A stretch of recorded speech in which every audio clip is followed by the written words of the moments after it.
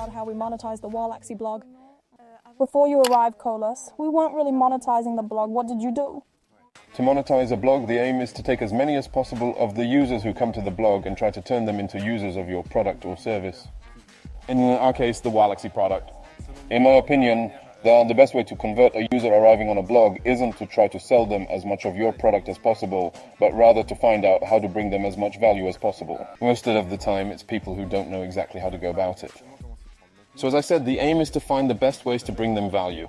So we created a little ebook that lists the best prospecting messages, those with the best response rates. We're trying to create something that's as actionable as possible. And today, we're trying to become a media and cover a wide range of subjects. In terms of the ebook, what we're going to do is go after a target that's closer to our ideal customer. In other words, it's people who are directly interested in prospecting. So we're going to get into content that's a little more technical, a little more actionable. People really need to be able to use it. So what we're doing is we're going to create little pop-ups, little forms on the blog to enable people to download this ebook for free. The aim is to turn your blog visitor into a user, someone who's interested in your free content. So you're going to create the thing that will most interest your audience. And you're going to try to promote it as best you can on your blog.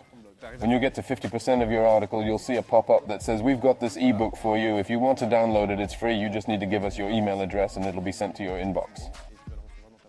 The aim is to reduce friction as much as possible so that people leave their email. Because if you ask them to leave their last name, first name, company or phone number, nobody's going to do it. Once you've succeeded in this stage, the goal is to continue to bring them value by email. So as I was saying earlier, you make a short list of the subjects that are most important to you to help the person succeed in their strategy in your field. We're going to use mailing software that will enable us to create what we call automatic mailing sequences. In the first email, I warn them that every 2 or 3 days for the next 2 weeks, you're going to receive a short email that will teach you all the most important things you need to know to succeed in the field in question. A little hack we've added to increase conversion a little is that we've put in a little promo code to give the person a promo code for a limited time. So that during the period when you'll be receiving the emails, you'll be able to use a promo code with the aim that at the end, once they've read all the emails, they'll have all the keys in hand to succeed in their prospecting. And what's more, they'll have a little promo code to get it for less. So that's our email part. Once I've done all the emailing, I hope the person will convert.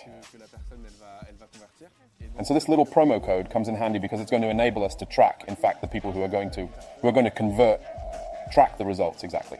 We've created a little dashboard to help us track progress, and we've divided it into 3 parts. The first part concerns downloads. Are your downloads working well? Are a lot of people downloading your little ebook?